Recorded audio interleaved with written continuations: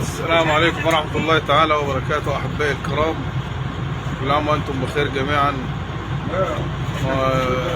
يعني احنا الآن في ميناء ضبة إن شاء الله، متجهين السعودية إن شاء الله لأداء العمرة مع أعز وأغلى وأحسن صديق عندي في الدنيا. طبعا هو الراجل عارفني بالظبط بقاله 10 سنين، بس هو كان يتمنى أن يعرفني من 30 سنة ولا حاجة. فهو طبعا هيقول لكم بقى دلوقتي كل حاجه اللي بيقولوا دي صح، يعني هو مش كذاب ولا حاجه. هيقول لكم دلوقتي بقى مين عنده اعز صديق وفعلا كان يتمنى الصداقه دي من كام زمان ولا لا. اتفضل يا استاذ محمود. زمان قوي والله. خد بالك ما تكذبش، لان احنا بني ادي الله، ما تكذبش. ملهاش ريحه اللازمه والله، ولا كان يا ريتنا ما كنا شفناه ولا عرفناه، بس هنعمل ايه؟ بقول لك انا كنت اتمنى انه ما كانش يظهر اصلا عشان خاطر ربنا يرحمنا شويه.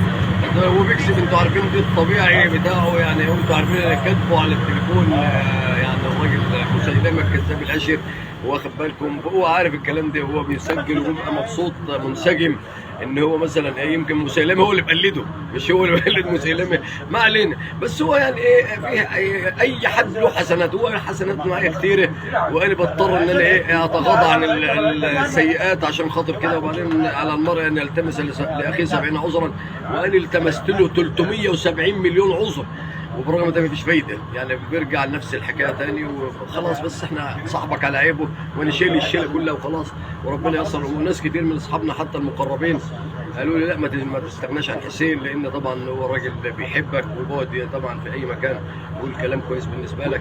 طبعا انا بكذب الوقت، وانتوا عارفين يعني، خد بالك انا بكذب بقلب، بس عادي عشان الفيديو الشاشات لغه المنافقين، فعادي يعني، كذبه بيضه يعني. ان هو مثلا بيقعد يقول كلام حلو قدام الناس المقربين، ويقول لي ما تستغناش عنه، لان هو طبعا بيشكر فيك وبيحبك لدرجه الكراهيه، خدت بالك؟ فالراجل عايز فلوس، ما ينفعش دلوقتي. خليك انت مش موقف الفيديو، وقف الفيديو عبال ما نخلص بس عشان نوري له الجوازات. مش هرضى ياخد، اقفل وبعدين نبقى ندمجهم ببعض. ازاي؟ يا مباشر اطلع بره مباشر. مباشر ايه يا عم حسين؟ الله يبس مباشر. خد يا ابو الحاج، حد حاسب لنا ولا ايه؟ انت مشيت ليه؟ حد حاسب لنا؟ مفيش مره تقول لي خلي ابدا. ماشي انا معاك اهو. ماشي قول يا عم محمود. كمل يا باشا. طيب احنا كده وصلنا زي ما قلنا لحضرتك. بالك ما تكذبش، لان احنا شوف بني ايادي الله. ما انا بقول اهو، الميه اهي، ايوه السمك طالع اهو، هنتكلم اهو. ويعني احنا قاصدين باب كريم رايحين نعمل عمره يعني. دي حقيقه ما فيش لا فيها جدال، يعني ان احنا قلناها ديت بعيد عن التهريج ولا حاجه. انا بكلمكم ان هو اللي يعرفه ما يعني يستغنى عنه باي حاجه، ده اللبش ده اللي هو الطرق ده، فبس عادي يعني. بس هو يعني بحبه غصب عني، يعني اعمل ايه؟ ماشي وخلاص. ان شاء الله رايحين ميناء ضبع حاج حسام باذن الله، طالعين عمره باذن الله.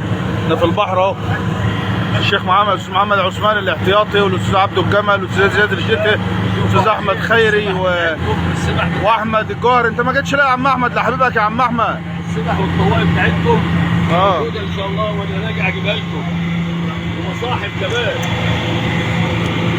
ان شاء الله. اللهم صل على النبي.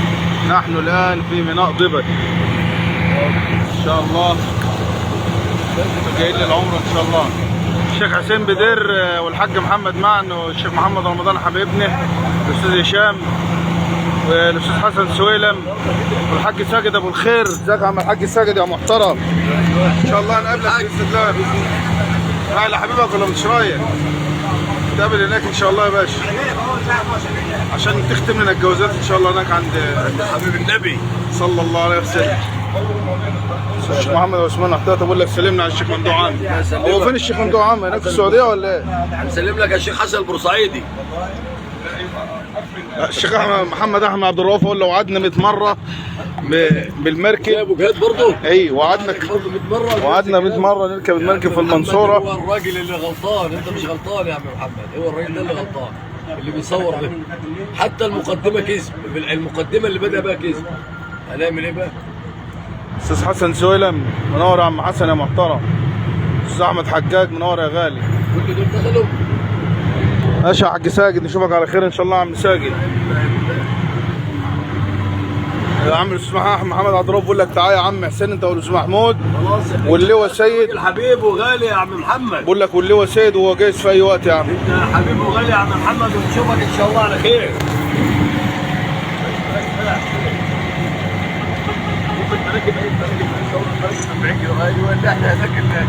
دعوه حلوه كده لاخوك قبل ما ننزل يا استاذ محمود لاخوك حسين. ليك انت. ايوه ربنا يحفظك في دلكة الموتى. الله يكرمك الله يكرمك الله يكرمك يا عم محمود يا محترم. بارك الله فيك بارك الله. هي دي هات واحده مدور راجل مش واخد باله. لا هيصوروا. النهارده عيد ميلاد الحاج السيد عوض، كل سنه طيب يا عم الحاج السيد، واحنا جايين لك في الطريق ان شاء الله. ودي والتورتات الجميله بتاعتك عشان ما تقولش انا ناسيك يعني. اه يا عم الحاج انت خيرك علينا، الله وكيل لو جبت لك 500 واحده من دول قليلين عليك ان انت كرمك علينا يا عم الحاج. السلام عليكم. اشوفكم على خير.